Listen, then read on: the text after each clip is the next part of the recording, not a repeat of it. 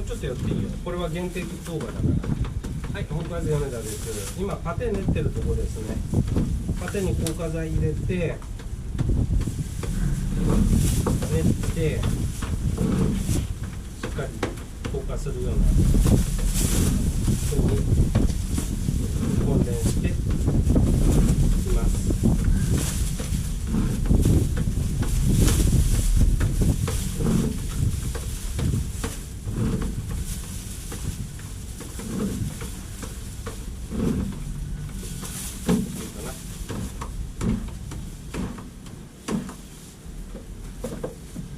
でほっとくとこれすぐ硬化が始まっちゃいますんでね、こういうふうにライトの中に入れて洗ったりしますね。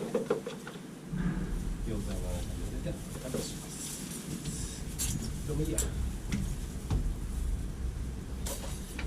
し、OK。そうすると水霜からやってるかね。